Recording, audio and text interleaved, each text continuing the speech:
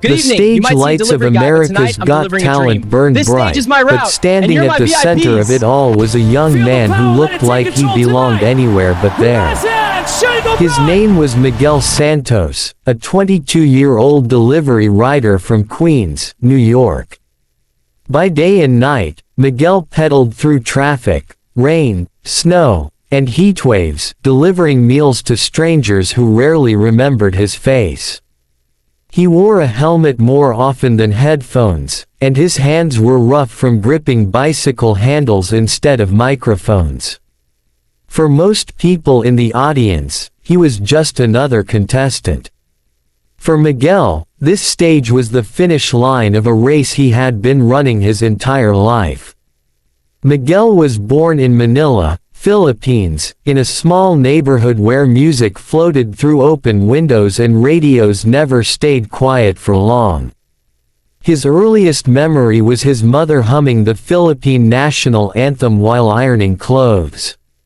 She sang it softly, not like a performance, but like a prayer.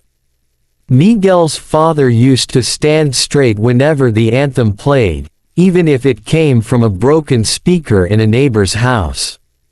Those moments planted something deep in Miguel's heart long before he understood what patriotism or sacrifice truly meant. When Miguel was 9 years old, everything changed. His father left for the United States first, chasing a promise that so many immigrant families cling to. A year later, Miguel and his mother followed, landing in New York with 2 suitcases and a lifetime of hopes. The city was loud, fast, and unforgiving. Miguel didn't understand the language at first, and school became a daily reminder that he was different. Kids laughed at his accent. Teachers mispronounced his name. But whenever life felt overwhelming, Miguel went home, closed his bedroom door, and sang. Singing was the one place where he didn't feel like an outsider. Life in New York wasn't kind to his family. His father worked construction during the day and cleaned offices at night. His mother took care of elderly patients. Miguel started working part-time as soon as he was old enough, eventually becoming a delivery rider. Music became something he loved quietly, something he practiced when no one was watching. He never took lessons. He couldn't afford them. Instead, he learned by listening, repeating, and remembering how his mother used to sing back home. Years passed, and Miguel's dream of performing faded into the background. Survival took priority. Then one night, while delivering food during a brutal winter storm, Miguel stopped under a bridge to catch his breath. A street performer nearby was singing, his voice echoing through the cold air. People gathered, phones came out, and for a moment, Miguel forgot the freezing wind. That night, something inside him woke up again. He realized that his voice, the one he had been hiding, still mattered. A few weeks later, Miguel saw an online audition notice for America's Got Talent. At first, he laughed it off. Someone like him didn't belong on a stage like that. But his mother found the page on his phone and quietly said, "If you don't try, you'll always wonder." Those words stayed with him. He applied without telling anyone else. The day of the audition arrived faster than he expected. Miguel wore his cleanest shirt, borrowed shoes from a friend, and carried nothing but his nerves. Backstage, he watched dancers stretch, singers warm up, magicians rehearse tricks. Everyone looked confident. Miguel felt invisible. When a producer asked what he planned to sing, he hesitated. Most contestants chose famous songs.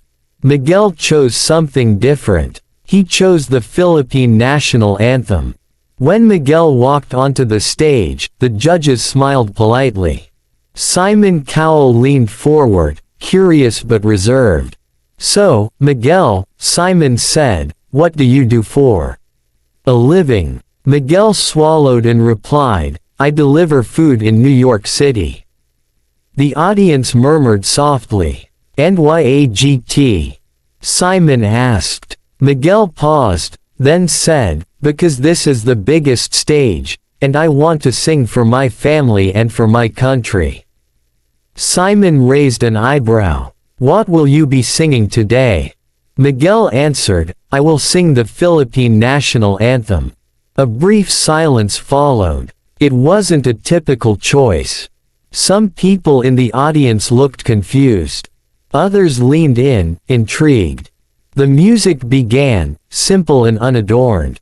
Miguel closed his eyes. The first note came out soft, almost fragile, but it carried something rare. As he continued, his voice grew stronger, fuller, filled with emotion that didn't need translation. Even those who didn't understand the words felt the weight behind them. The anthem wasn't just a song.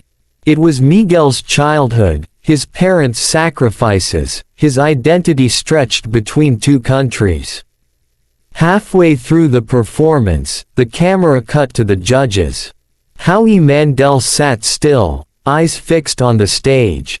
Sofia Vergara pressed her hand to her chest. Simon Cowell, known for his brutal honesty, looked unusually quiet. As Miguel reached the final lines, his voice trembled, not from fear, but from feeling. When the last note faded, the theater stayed silent for a split second. Then the audience rose to their feet. The applause was thunderous. Some people were crying. Others shouted his name. Miguel stood frozen, tears streaming down his face. He hadn't expected this. He had only hoped to be heard. Simon was the last to speak. He took a deep breath and said, "I've heard thousands of singers on this stage. Technical perfection is one thing. But what you just did, that was honesty." His voice cracked slightly. "You reminded me why music matters." Simon paused, wiping his eyes. "I didn't expect to be emotional today, but here we are." That wasn't the end of Miguel's journey. In the weeks that followed, his story spread across social media. Videos of his audition reached the Philippines, where people gathered around phones and televisions, singing along. Filipino communities across the United States rallied behind him. Miguel advanced round after round, each performance revealing another layer of his story. Then came the twist no one saw coming. Before the semi-finals, Miguel received news that his father had been injured at work. The medical bills piled up. Miguel considered quitting the show to help his family. The night before he was supposed to perform, he almost walked away. But his father, speaking from a hospital bed, told him, "You've carried us long enough. Now let your voice carry you." On semi-final night, Miguel returned to the stage, visibly shaken. He sang again, this time blending the anthem with a song about home and hope. The performance was raw, imperfect, and unforgettable. The judges stood before the song even ended. Simon said simply, "This is bigger than a competition." When Miguel reached the finals, he was no longer just a delivery boy. He became a symbol of quiet dreams, of immigrants chasing something more, of voices that refused to stay hidden. Win or lose, Miguel had already made history. On finale night, as the lights dimmed and the crowd roared, Miguel looked into the camera and smiled. He wasn't thinking about fame.